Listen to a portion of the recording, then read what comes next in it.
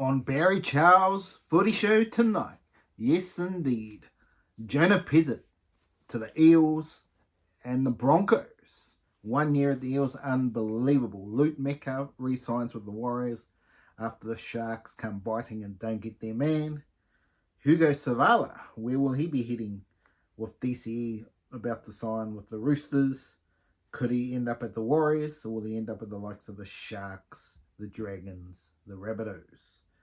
And all of that and the washout right here of what happened at Brisbane with Samoa and Tonga having about an hour and a half off the field before getting back on the footy field.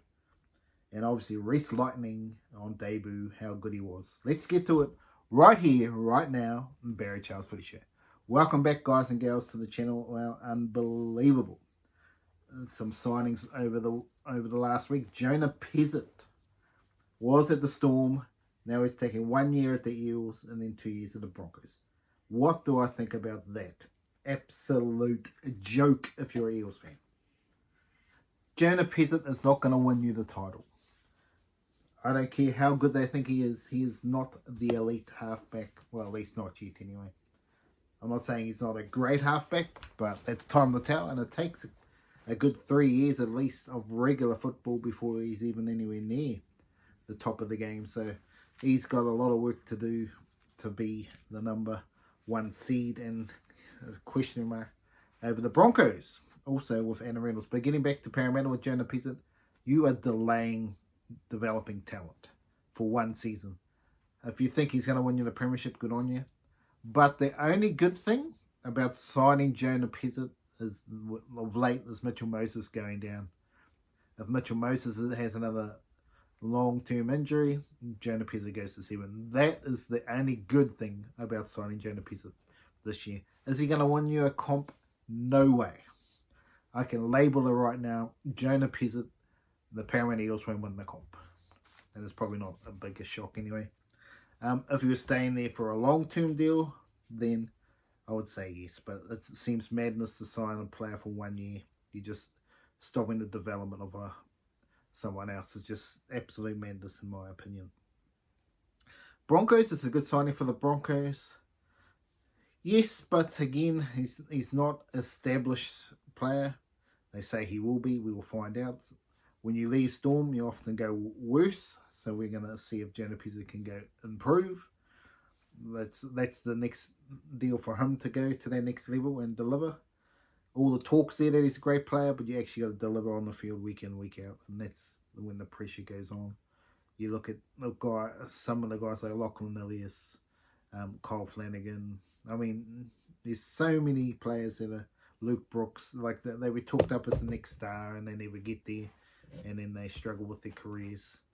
And some have long careers like Luke Brooks, but a lot of them don't have short careers, and then they end up going journeyman, club to club, and then they end up fizzling out. So it's a big, big opportunity for Jonah Pezet. He has to deliver when he gets to the Broncos. But then it depends on what they're going to do with Anna Reynolds. There's talk that he'll play in 2027. Well, I'm going to scratch your head on that one. Luke Metcalf, yes folks. Luke Metcalf to the Warriors, continues to stay there for another 3 seasons. What do I think about it? It's great for the Warriors. Obviously, he's got to stay on the field. But I think the Warriors need another half. If Luke Metcalf's your man going forward, or unless you're going to go Luke Metcalf 6, Tanner Boyd 7, that's going to be an interesting call. I don't think they'll do that, but if the Warriors were going to tinker with it. But if they think Luke Metcalf's the man, 7, they got to buy someone else. Harris Tavita maybe needs to go to 14. We've seen what he does for Samoa at 14. Maybe he needs to be the backup hooker. Because at 6, I don't know what's happened. Obviously, does he have the hunger? I mean, when you leave the game and then come back, do you really have the hunger to play rugby league? There's a question mark for Harris Tavita there in terms of his hungriness to play the game. When I think they should go for Hugo Savala. I really do. Load the boat. Even if you've got to pay $1 million for this guy. Boom. He is ready, waiting, and he would be great ploy for Luke Metcalf at 6. I think that's where they should line up. But where will Hugo Savala go? Will he stay at the Roosters? To me, it'd be madness. It'd be just like Pezet all over again.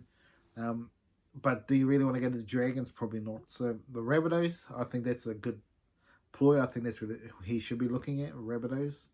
Whether or not they'll go to the cross rivals. But to me, Rabbitohs look like they need someone. Absolutely. He can play 7 or 6. Put Cody Walker at 7. They really need to get Hugo Savala. The Rabbitohs would be a good signing for them. The Sharks are in the need of a player as well. If you think Nico Hines to get a fullback. So that's going to be interesting to watch the space on how that all goes about. DCE, obviously on his way to the Roosters. Well, it's still not official apparently, but he's on the way, so that means Hugo Savala's gone. Is it a good signing for the Roosters? Only if they win the premiership. If they don't win the premiership, it's a bust, it's a dud. But we will see how that goes forward.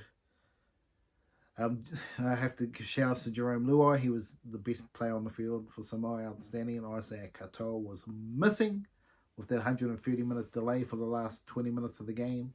They should have just gave the game up then, because it looks like Tonga went back out there and didn't look like they wanted to play. Very, very interesting how that one played out. But obviously there was a big call in the game. Roger Tuafasa-Sheck took the player out. Oh my, he put his hands up, hallelujah. But clearly his hands were like this out to the side when the tackle was made, and he went like that. I don't know what this guy was smoking. He obviously had a bet on Samoa. Jokes aside, I just don't know how the video refs get these wrong. There should have been 10 in the bin. They're saying penalty try. Well, you could argue penalty try as well. One or the other. Should have happened. Didn't happen. But yeah, disappointing. Katoa was very disappointing for Tonga. Reece Walsh, yes, Reece Lightning. Clearly is the razzle dazzle carved up, but Angus Crichton was very good, but England were poor.